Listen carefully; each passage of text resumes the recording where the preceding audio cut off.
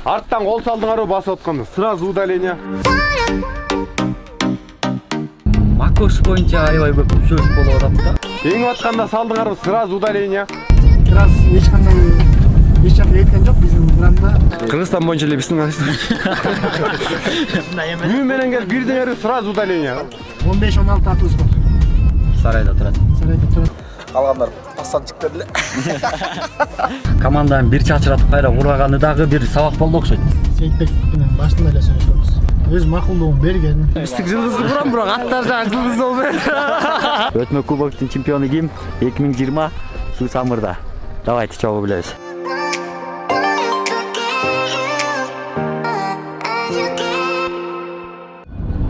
Салам достор.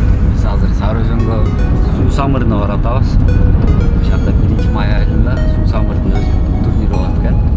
Жанында киши жакшы таанысыңар. Сары Өзөн командасынын жетекчиси Рамис Чүлүсалиев жөн отурбай маектеш баралы дедик да. Рамис байка мындай байкасам сиз экөөбүздүн маек жалаң ушундай жерлерде экен, то аэропортто, то машинанын ичинде ушундай болуп калат экен да. Байке, командада эмне жаңылык болуп атат?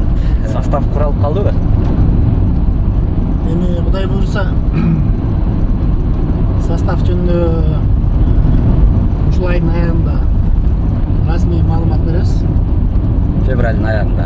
Февралдын аягына чейин Кудай буйруса. Азыр болсо ошол анча-мынча өзүбүздүн иштерибиз бар, ошолор жүрүп жатат да. Эми бизде өтө деле өзгөрүү жок. 2-3 баланын тегерегинде эле өзгөрүш жакында айтабыз да эми. Мындай айтканда сыр бойдон туруп турсунчу азыр. Биз такташып, бекемдешип, жалпы көрөрмандарыбызга, кыргыз элибизге жарыя айтабыз да, расмий түрдө. Негизи могу Сары Өзөндө быйыл эң эле курамыңарда баягы өзгөчөлүк Сейитбектин келиши болду окшойт да. Ана келет, мына келет, ортодон достукка кетет деген да сөздөр чыгып атты. Эмне мынча сүйлөшүү көпкө созулду? Анан сүйлөшүүлөр кандай болду да? Эми Сейитбек менен башында эле сүйлөшкөнбүз. Башында эле өз макулдугун берген. Бул жанакы биз расмий чыгарган бул ошол учурда айтканда ошол мезгилге келип калды да. Негизи Сейитбек былтыр эле өзүнүн жообун берген. Кудай буйруса мен сиздер менен чогуу ушул Сары Өзөндүн чүйдүн намысын коргойм деп өзү сөз берген. Буга чейин Көлдүн, Табылан командасынын, Таластын Ынтымак командасынын, УГАИ Жалал Абад областынын командасынын намыстарын коргоп келген Сейитбек негиз. Эми мезгил келди окшойт байке. Чүйдүн намысын да коргошум керек. Азыр болуп турган кезим, дагы бир канча жыл татам Кудай билет деп өзү сөз берген да өзү. Анан биз ар бир балага өзүбүздүн колубуздан келген жардам берип жүрөбүз. Сөзсүз түрдө дагы Сейитбекке окшогон оюнчуларга биз өзүбүздүн келишимдерибиз бар. Келишимдердин негизинде келди десек да жаңылбайм да. Сейитбек негизи канча жылга келди? Контрактта кандай өзгөчөлүктөр камтылды? Эми азыр 2-3 жыл 100% десем жаңылбайм го дейм. 2-3 жыл 100%. Андан кийин эле ойнойт го деп ойлойм да. Эми азыр Сейитбектин ойной турган убагы болуп турган кези. Сейитбек азыр кайсы ат терминери белгисиз болсо керек, же белгилүү болуп калды? 3-4 аттын тегерегинде азыр аттарды болжолдоп турабыз. Ошол өзүнө жаккан атын минет да. Кайсы ат жакты ушул ат менен ойнойм десе, ошол ат менен ат көрсөтөт, оюн көрсөтөт да. Достор, салам. Суу Самырда жүрөбүз. Суу Самыр. Өтмө кубок 1 май айында.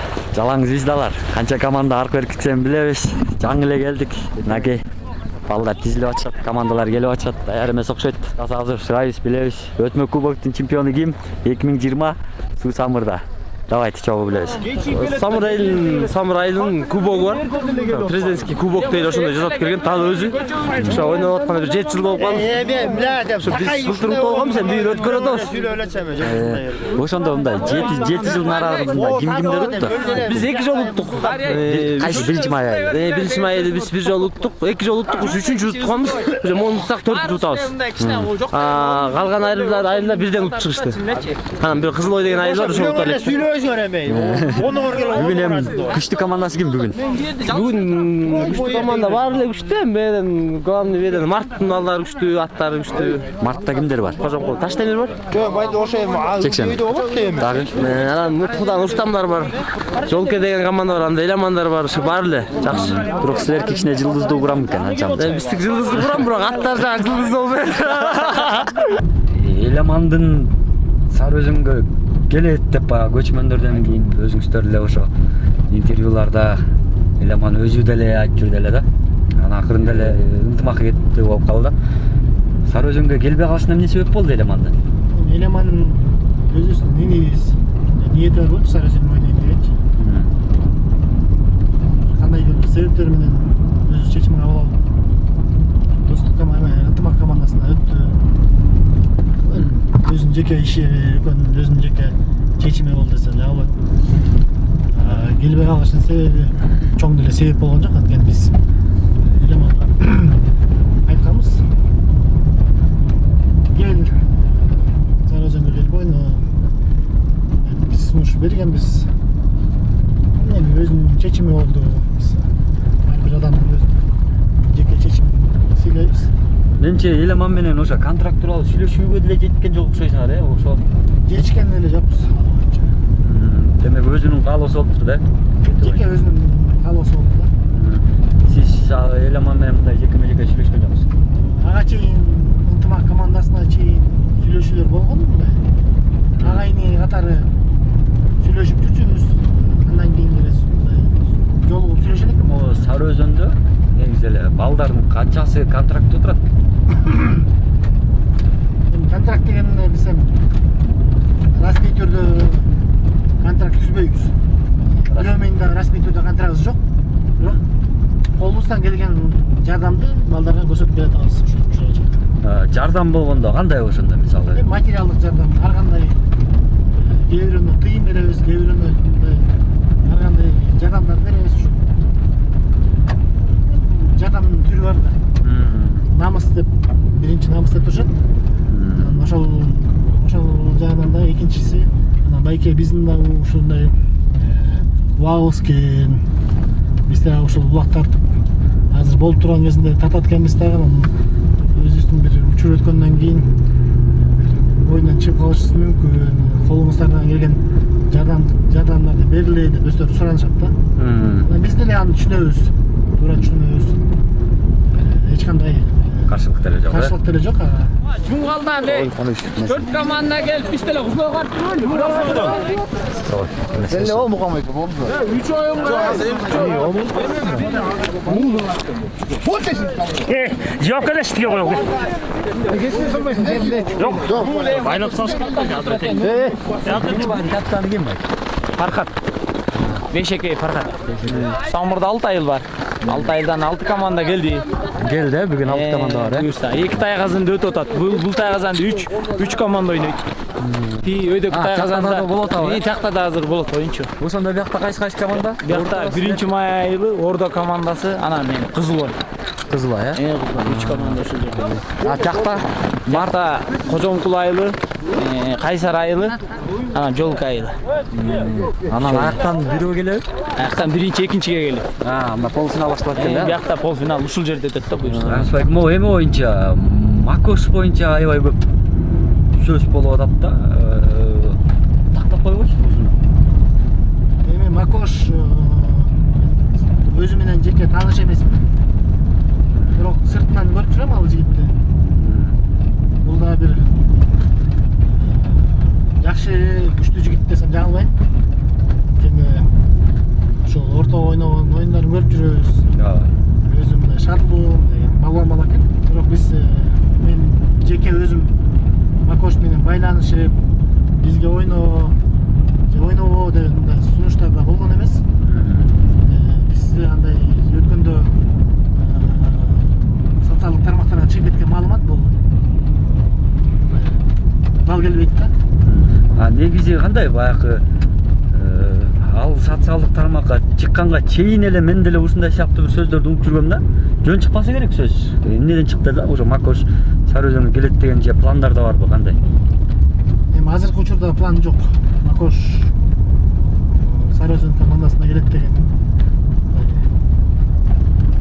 Мен негизги командага кайсы оюнчу келсе дагы биздин ушул орусча айтканда основной костяк деп коет. Ошол балдарыбыз бар өзүбүздүн командада. Мисалы Рустамга окшогон аттуу баштуу оюнчулар, ошолор менен акылдашам да. Биз кайсы оюнчуну алсак, кайсы жагынан ошолор менен акылдашып, команданын чечими болот да. Мен жеке чечимим өзүмдүн каалоом менен бир баланы алып келе албайм. Балдар сөзсүз түрдө балдар менен мындай акылдашам да. Балдар менен Макош тууралуу сөз болду. Жок болот. Таштемир Жексенов жаракат алды деп айтып атышат да. Эмне жаракат экен? Канча убакытка Таштемир команданын курамына чыгып калды? Быйылкы составда барбы деген да.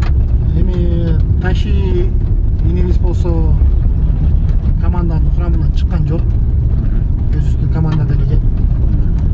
Жанагындай жаракат деген сөз эми өзүңөр деле көрүп атасыңар. Ташибиз жакшы эле жер убактарда ойноп жүрөт азыр. Мындай айтканда, ал өзүнүн жеке ден соолугу боюнча өзүнөн сураган туура болду. Балдардын арасында мисалы үчүн мындай да суроо болуптур да. Мен Инстаграмга дайыма суроо алдын ала сурак жүргүзүп коет эмес билем. Сизди дагы кандай суроо бар, Рамиш байкеге десем, Кубантай жалгыз жекеме жекеде ойноп чарчап калбайбы деп атат да. Эми азыр Кубантай инебиздин болуп турган учур. Жанда сөз жок го. Кубантай чарчабайт, аттар чарчасын. Экөөнү алмаштырып билет дейсизби? Могу крас боюнча тактап коюңузчу анда. Крас эч жака кеткен жок, биздин курамда быйыл ойнойт. Быйыл ойнойт. Ооба. Бөлөк командага кетти деген жалган маалымат. Байке бирок ошентсе дагы бир ат башыда жүргөнүзүп келди. Бардымы? Саякатта барып келиши мүмкүн. Бирок сарайдан кете элек. Бирок силер деле сатылган жок. Жок. Арендага да берилген жок. Арендага да. Крас биздин курамда быйыл Кудай буйруса оюн көрсөтөт. Ким Суу Самырдагы оюнду кандай элестеткен билбейм. Мен мындай элестеткен эмесмин. Кар мынакей. Кара. Кардыкы. Монтип көмүр менен мытип, полян коюп койгон. Биринчи май боюнча 160 түтүн бар. Сиздер кайсындан? Биринчи майдан. Биринчи майдан. Ал силердин балдар ойноп аткан. Биздин балдар менен Самыр центринин Ордо деген командасы ойнодот. Негизи эле Суу Самыр боюнча силердин айыл күчтүү экен, э? Көбүрөөк. Кыргызстан боюнча эле биздин айыл.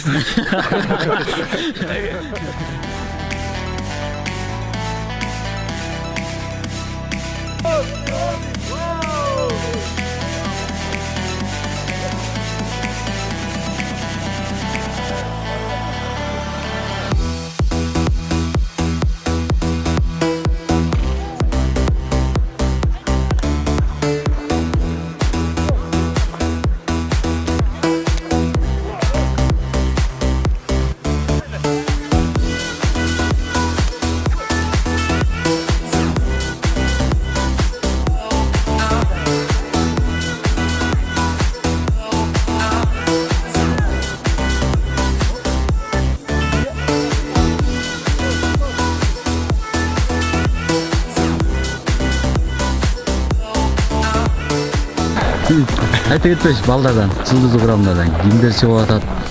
Бизден азыр балдар ойногондон Султануулу Кубанычбек бар, Бейшекеев Фаркат, Аскаров Аскат, Койчукеев Нуру. Бул жогору жакта ойногон балдар да. Калган өз балдарыбыз бар, жаш балдар бар ойношот. Бизде бүгүнкү күндө 15-16 атыбыз бар. Сарайда турат. Сарайда турат 15-16. Арасында жаңы аттарыбыз да бар, жаш аттарыбыз да бар. Кудай буйруса эми Рустам Сейитбек, Рустам Сейитбек деген ойынчулар бул Кыргызстанда алдыңкы oyunчулардын бири. Ошондой дагы, бирок булар аттанбайт да. Мисалы Улан Иңиз, Улан Асакеев болсо аттандап эмнейт. Ал мырза торунда эмнет да? Кудай буйрса. Сейитбек менен Рустам булар чабуулду да жасайт, коргонуу дагы, бири-бирде дагы мындай айтканда универсал oyuncu десем жаңылбайм да, анткени баары эле билет да муну. Мен түшүнгөнүм аранда сиздер комбатты сатып койгой атасыздар. Эми комбат Сарайбызда турат. Азыр минип даярдап атат балдар. Суутуп атат. Эгерде ушул балдарыбыз кимисе болсо дагы мен минип ойнойм десем биз каршы эмеспиз. Биздин курамада ойноп калышы мүмкүн да. Бирок азыркы күндө биздин командада турат. Эч жака кеткен жок. Эми оюнга жакындаганда азыр буйруса Бижиман тегерегинде уже өзүбүздүн сборду баштайбыз. 50 экен да комбаттыкы ойноп калышы да мүмкүн. Ойнобой калышы да мүмкүн, э? Бирок биздин билишибизче Сары Өзөн командасынын улакчыларынын дээрлик баары контракттын негизинде oyun көрсөтүшөт. Контрактта ар кандай жагдайлар белгиленген. Ошонун бири команданын жетекчилиги сиздер балдарга акча төлөп бересиздер. Эми ошого жараша жетекчиликтен балдарга конкреттүү талаптар коюлабы дейт. Балдарга условия барбы негизи мындай талаптар да, шарттар? Биз эми жогоруда айтып кетпедимби? Официальный контракт деген жок бизде. Биз облустан келген жардамды беребиз. Анан эми талап коюлганда баардык нерсе бир Кудайдан болот да. Утушта, утулуштагычы. Анан ортодо балдар себепкер эле да. Анан сөзсүз түрдө талаптары командада ынтымак боюнча, тартип боюнча сөзсүз түрдө талабыбыз бар. Машыгууну калтырбай келди. Машыгууну калтырбай. Анан бирок сен жеңип келесиң, жеңесиң деген талабыбыз жок да, бирок баары ал өзүңөр билгендей баары менет, канча менет кылса, ана Кудайдын буйругунан болот экен.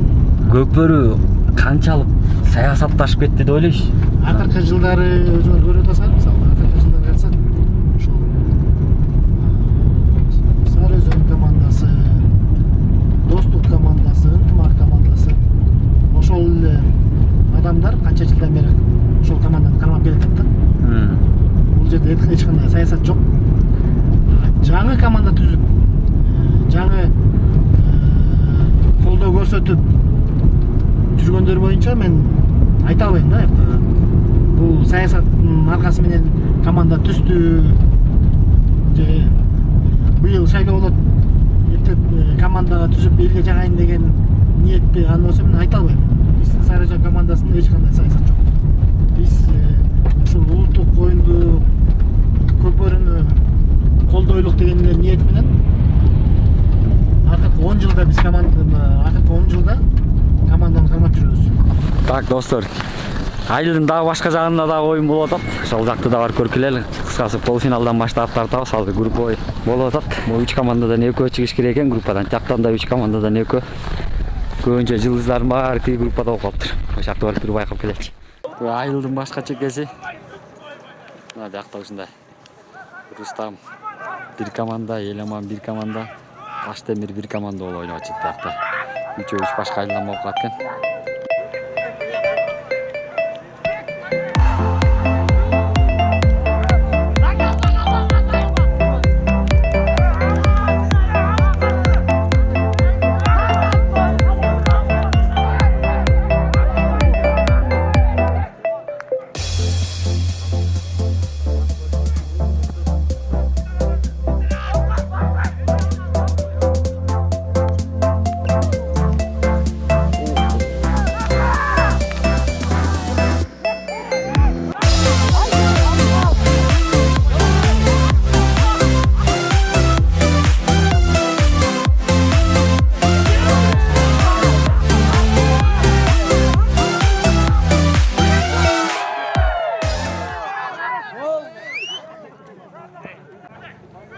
Есеп 2-1. Oyun Jolka komandası Kırbaş'ta 2-1 menен uttu. Hazır Kocomkul komandası menен Kırbaş oynaydı. Bizdin kıranlar kırat kodop turam hazır. Kocomkul sen. Kocomkul. Komanda туралы айтайык. Kimler? Komandar bizde Azat var. Бешналин. Бешаналиев Азат бар чоң улакчылардан. Калгандар пассанчиктер эле. Рамис байке, быйыл команданын капитаны ким болот? Биздин команданын капитаны Кудай буйрса Тынычбай келе болот. Тынчалбаев. Тынчбайге канча чыгып калды? Тынычбайге 77-жылкы 43-кө чыгып калды го. Танышмам. Негизи башка силердин атаандаштарыңар улуу муундагылар менен акырындап узатып атат да. Пенсияга. Анан Тынычбайге тууралуу сиз эмне деп айта аласыз? Тынычбайге эми көп жаштарга караганда жашыраак болуп атпайбы азыр. Кыймыл аракети менен, ишке кылган иши менен, ойногон оюну менен балдардын баары эле билет. Биздин командада физикалык жактан алдыңкы катарда десек жаңылбайм да, анткени ушундан мындан көп өтпөй эле экинчи дүйнөлүк көчмөндөр оюнунда ушул Сусамыр жергесинен дагы бир сборный этап өткөн да. Ошондо ошол эле Манас, ошол эле Сейитбек, Улан, Рустамдардын баары күбө да. Тоого чыкса дагы, чуркаса дагы алдыңкы катарда жүрөт да. Биледен өйдө. Аны болсо азыр деле Сары Өзөн командасы сбор өткөндө барсаңыздар, алдыңкы катарда чуркаган боюнча, канатка чыккан боюнча эми өзү мындай мыкты десем жаңылбайм да. Сары Өзөн ара жолдо бир мындай кандай десем, одон айтканда чачырап, кайра уралып, ушинтип атканы бир орто жолдон бир 3 жылдай убакыт коротуп алдыңар окшойт да. Анан кандай болду? Кандай кыйынчылыктар болду? Эмне таптар болду? Ушуну команданы кайра кураш азыр эми ынтымакка келип калды, кайра баягы куралды деп айтсак болобу? Кандай кыйын этаптарды өттүңөр да? Ар бир команда башынан ар кандай сыноолор өтөткөн. Биздин да ошол Сары Өзөн командасы бир учурда абдан чоң ийгиликтерге жетип, Кыргызстан курама командасын түптөп, жакшы ийгиликтерге жетип, көчмөндөр оюнунан казактар менен, казак туугандар менен беттешкенде чоң жакшы жыйынтыктар көрсөткөн учурлар болгон да. Анан 2017-жылы биз ушу команданы таркатканга мажбур болдук, анткени ар кандай бир себептер болду. Каржылык такалдык. Каржылык жагынан да такалдык. Сыноолор түшкөн да башыбызгачы. Ошого жараша биз 2 жыл 2017-2018 жылы биз Сары Өзөн командасын ошо жогорку деңгээлге чыгара алган жокпуз. Тилекке каршы. Анан кайра 2019-жылдан баштап Сары Өзөн кайра экинчи дем менен десем. Балким ошо мен ойлоп атам да, команданы бир чачыратып кайра курганы дагы бир сабак болду окшойт. Эмне сабак алдыңар ошондон? Анча мынчалык ушул убакыт, 2 жылдык убакыт бизге жетекчилерге дагы, оюнчуларыбызга дагы, көрөрмандарыбызга дагы мындай бир эме болду да, мындай сабак болду да. Жетекчилерибиз биз өзүбүздүн кеткен кемчиликтерибизди ушундай уже көрдүк сырттанчы туруп. Оюнчулар болсо уже ошол команда күчтүү болуп жүргөндө, утуп жүргөндө мындай башка сезим болуп, анан Сары Өзөн чачырап бөлөк команда түзүлүп, анан ушундай ийгиликтерге жетпей, Бири-бирин баркын билишип, бири-бирин баркын билишип, аттын баркын билип, бири-бирин баркын билишип, анан кыскасы бир 2 жыл баарыбызга эле сыноо болду деп ойлойм да. Анан балдар менен да отуруп сүйлөшүп калсаң ошол утуп эле жүргөн убактыбыз жакшы экен дегендей кылышат да эми. Көрөрмандарчы ушу 2 жылдын ичинде жаныңарды койгондо окшойт. Биздин Сары Өзөн командасынын көрөрмандары өзгөчө азыркы күнгө чейин утушту эңсеп келечет да. Утуп ушул биз дагы ушул майрамдасак ушул деген ойлор ишке ашыралык деген оюбуз бар азырчы. Сары Өзөн ынтымакка келе баштады деп айтсак болобу? Вот албетте. Биз бүгүнкү күчтүүлүгүбүз 30% эле десем жаңылбайм да, анткени Биз 100% чыксак, анда улактын кызыгы кетип калат. Анткени өзүңөр билесиңер. Чүйдүн улакчыларын баары, байкелердин баары биригип кетсе анда көкбөлдүн кызыгы жок болуп калат да. Спорт болгондон кийин биз деле каршылыгыбыз жок. Өзүбүздүн чүйдүн жигиттери ар бир клубка ойношсун. Бул деген спорт. Биз жок чүйлүкпүз. Жылаң чүйлүктөр чүйдүн командасына ойнойт дегенден алыспыз да. Өзүбүз баарыбыз тең бир айылданбыз. Жолке деген айылдан. Буга чейинкиси 5 жолку чемпионбуз. Могу эмне өтмө кубокто. Жок, мында бир жолку чемпионбуз. Былтыркы өткөн кубокто утулуп калганбыз. 1-майга. Быйылкы кубокто Кудай буйруса азыр Кайсар деген команда менен ойноп 2-1 менен уттук. О, жаңы образдагы Самат очкини байкадыңар да. Жакта Суу Самырда кыскасы очкисиз болбойт экен. Көстүм баарын жалып салат экен. 3-чү орунга оюндар башталды. Рустам Тыналиевдин айылы Кырбашы. Ошолор менен Ордо айыл ойноп атат. Суу Самырдын центри мындайча айтканда. 3-чү орунга оюн. Андан кийин 1-май финалга чыкты. 1-май менен Кожомкул айылы экөө финалда ойношот. Мындайча айтканда Кубантай, Аскат, Фархаттардын айылы ойнойт.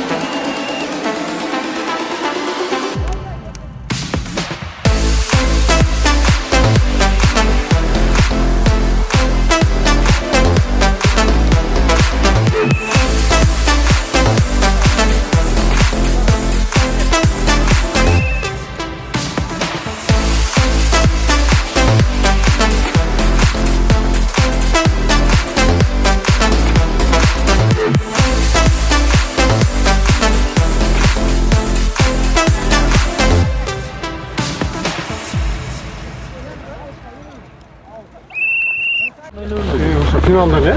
Orada da olup kalsın. Uylestiler. Tartı otlan.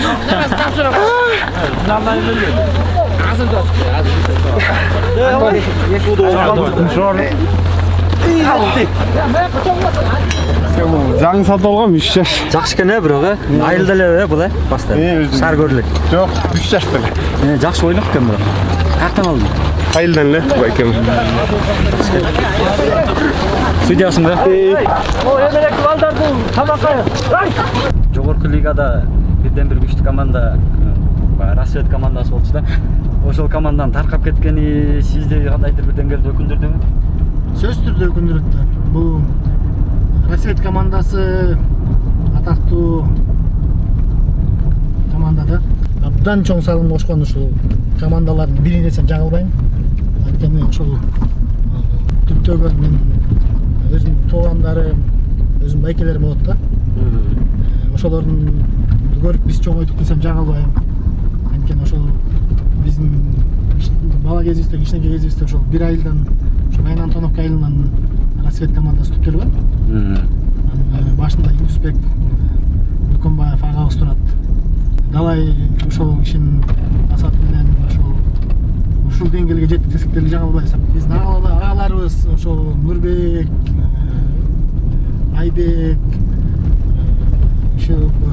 Нурсулан байке, Аман байке, жана башка Каныбек, Мухаммед деген байкелерибиз менен ошолорду көрүп биз чоңойдук десем жаңылбайм да. Индусбек байкенин мектеби чоң мектеп да. Бул жактан айтып атпайм. Мен ошол мектептен чыккам. Ошол эле Рустам, Фархат, Манас Ниязов, Таши Майлыбашев, Акбар. Эми мындай айтканда көп да балдарчы. Бүгүнкү күндүн мисалы чоң жылдыздары ошол Сейитбек мисалы ошол командадан чыккан. Мен ойлойм, дагы ишенем ошол рассвет командасынан, рассвет ошол командасынын жетекчиси Индусбек байкенин колунан дагы бир мыкты муун чат депчи. Сиздердин негизги атаандаш достук менен ынтымакта. Эми бирок канча дагы баягы достук кыйын, ынтымак кыйын болгон менен группалык оюндарга келгенде эң эле кыйын силерге болот болуш керек да. Тигилөккө эки жактан матка менен болсо, экөөнүн бирөө дээрлик финалга чыкканда шансы жеңилирээк болот. Силер болсо сөзсүз экөөнүн бирөө менен ойноп чыгышыңар керек. Бизге кыйын болбойт. Биз кайсы подгруппа түшсөк ошого кыйын болот. Эми булар действующий чемпиондор да. Чемпиондор басым болот да, басым. Кыйыныраак да. Азыр Кыргызстанда акыркы эки чоң турнирдин жеңүүчүсү 9 май менен 31 кубокду утту. Көчмөндөр эми эсепте албагандачы. Эми действующий чемпион десек клубдардын арасында бул чындык да. Ооба. Муну биз моюнга алабыз. Бирок ошол чемпиондукту кармай албайбы? Чоң маселе да. Жүрлө, как она есть. Эң мыкты коргоочу ат Суу Самырдагы вопрос. Кеттик. Эң мыкты коргоочу ат. Жактагы? Вообще эле Кыргызстан боюнча. Жиганго дейт. Жиган. Всё, бол. Болар бар, сыраштырып келеличи. Салам алейкум. Алейкум ассалам. Эң мыкты коргоодогу ат Кыргызстан боюнча. Кыргызстан боюнчабы? Эме да? Жиган да. Жиган, сиздин оюңуз. Жиган да. Жиган эле. Эң мыкты коргоочу ат айтмакчы. Эң мыкты коргоочу ат? Кубандай минчи жүргөн чыгабыз да тиги. Кайсы? Тиги азыр судья болуп жүрбөйбү? Жок, Кыргызстан боюнча. Кыргызстан боюнчабы? Жиган да. Жиган.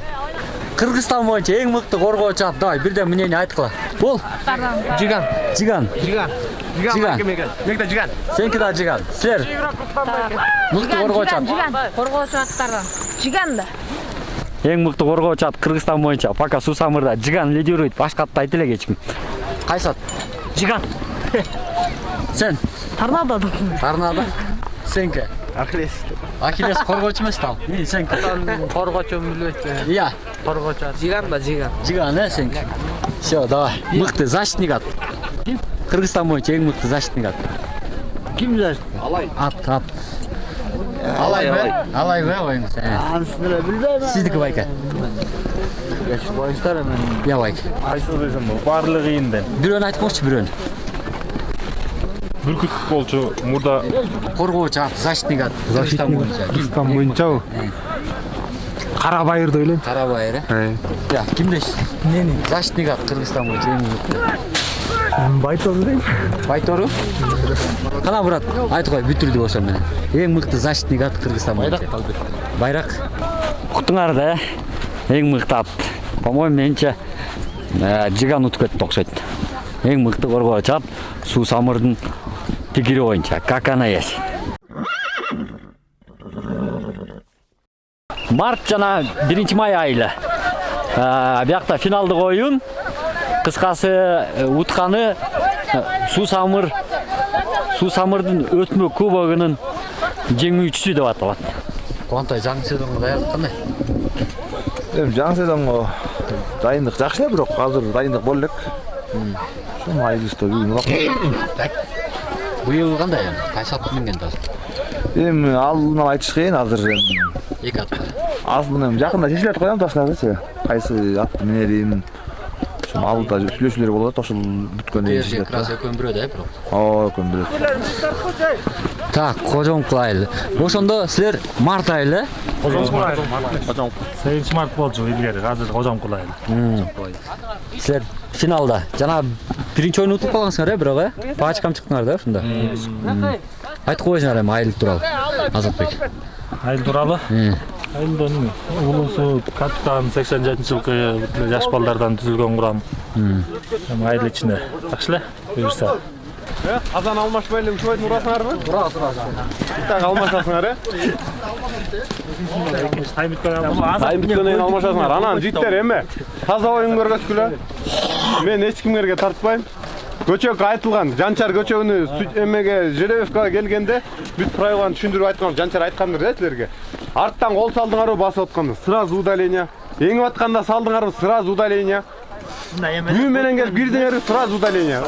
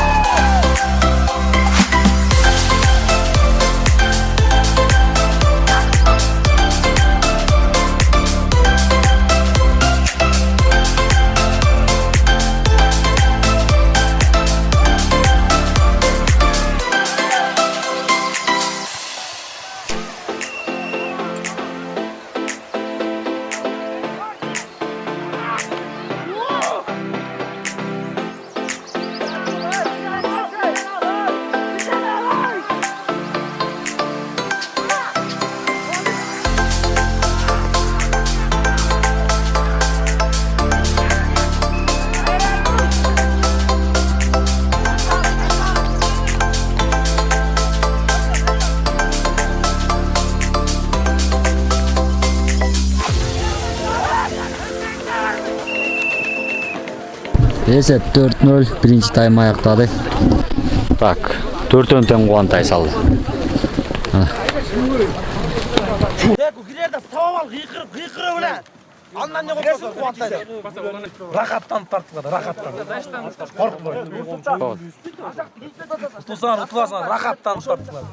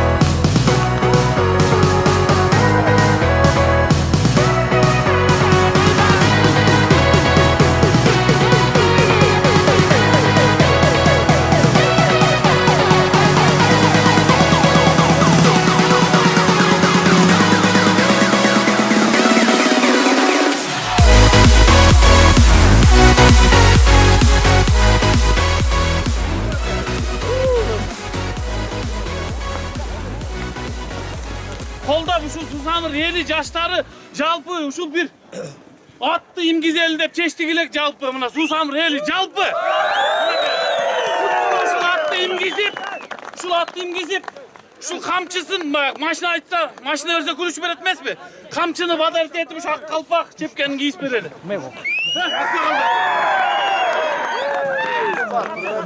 Коштоп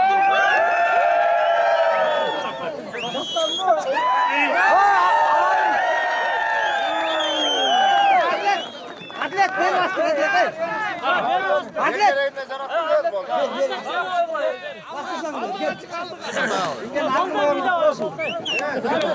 Ағайын туғандар, ушунбогул атлеттин турган атты жалпы Susamır жаштары, Susamır эли мингиздик. Анан үртүктөп жабы жаптырып, үкүнүн жүнүн тактырып, үңкүбөй шаңдуу бастырып, көңүлүңдү шат кылып жүр деп, жаптыгы 81-жылкы балдар алып берди. Кызылдан кыркка жаптырдык, кыйраны муну ачтырдык. Кырды, жүрө бер, кырчабай атын бастырып. Den soluğun bolsun, ömrüngüzün bolsun. Gel koy.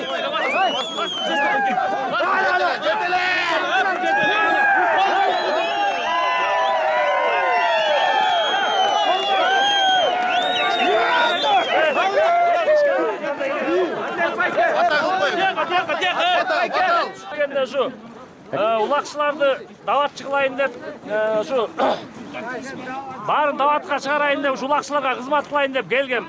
Анан балдар айткандай баягы убакыт өтүп мен өзүм улакчы болуп кеттим Алланын калыбысы мененчи. Айлыбызда ынтымак болсун жигиттер. Баарыбыз аман болойлук. Кудай буйрса аз күндө келчегим төрөйт, бешик той берем, баарыңарды бешик тойго чакырам. Омин. Негизи Кыргыз элинде тынччылык болуп алдыга өнүгүп өсүп, биздин көкбөрү дагы өсө берсин.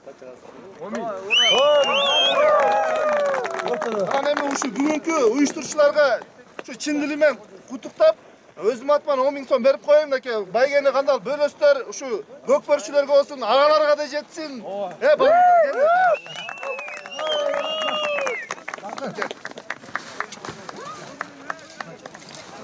Байкелер, биздин Сарыөзен командасын эң биринчи биз ушу мына айылда жаңы өсүп чыгып келатканда ошо Самыр командасы деп өзү самырлык болбосо дагы Самырдын намысын коргоп, мынакей Рамис байкебиз бүгүнкү күндө сборныйда жетектеген биргесинде.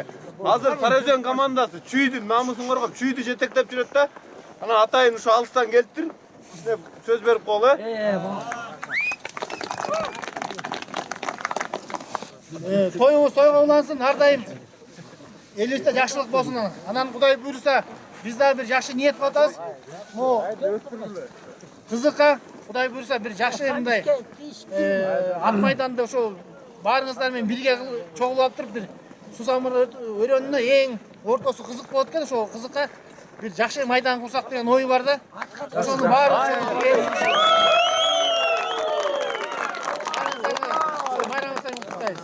Assalamu alaikum Samыр өрөөн тургундары. Барыңарды бүгүнкү ушу шернеңер менен куттуктайм. Барыңар шулакчыларга ден соолук. Билеңерден күч кетпесин, такымыңар талбасын. Кырсыгы жок ар дайым ушул жакшылыкта тойдо жугуп жүрдү. Суу самыр элине аяр ыраазымын. Аябай биримдиктүү жакшы экенсиздер. Тоюңар куттуу болсун. Суу самыр айыл аймагынын арасындагы көкбөрүнүн активдүү уюштургандыгы үчүн Рыскылбек Адилет сыйланат.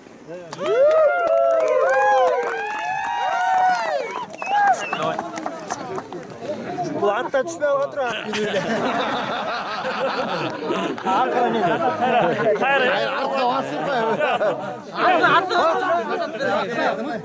Коргоочу намына үчүн ойдун улу сыймык сыйланат.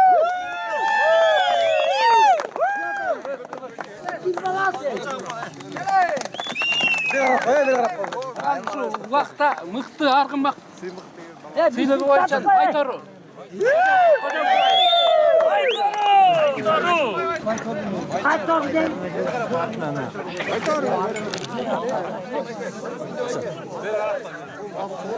Бүгүнкү мелдеште 3-чү орунду ээлеген Кайсар айылы. Кайсар айылы.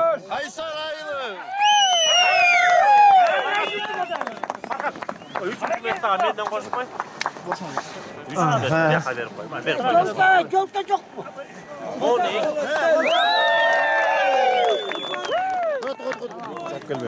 Экинчи орунду ээлеген Кожомкул айылы. Байгеси 18 000 сом, анан дагы 1000 сом.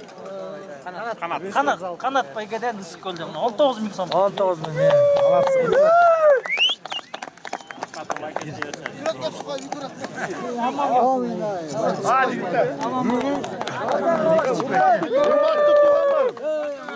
Эми биринчи орунду биринчи май алып атат.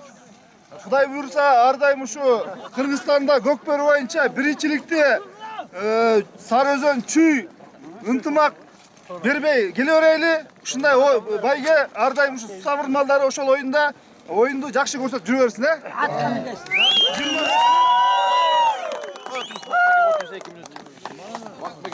25 000 сом. Моюндан баке медали менен кубок мага.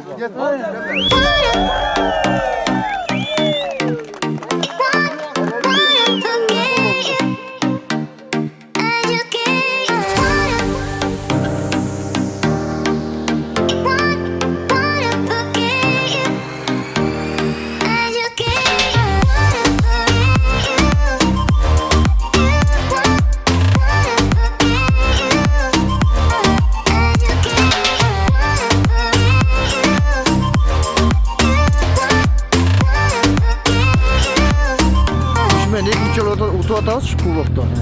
Эми 3-сүн утсак ошо бойдон 1-майда калат да ушулчу. Катары менен утуш керек. Үчөөнү катары менен утушубуз керек. Буга чейин 2 жолу катары менен утуп анан жытып кетипсиңер, Буга чейин 2 жолу утканбыз, катары менен утуп жытып кеткенбиз. Анан кайра 2 жолу уттук. Өткөн Мутфудан болуп, Мутфудан утканбыз, азыр уттук, ушу менен 2 жолу уттук. Достор болду ошентип. Суу самырда бүттү. 6 айылдын арасындагы турнирде 1 май айылы өтүп кетти. Кеттик биз Бишкекке. Кой, давай. 1 май.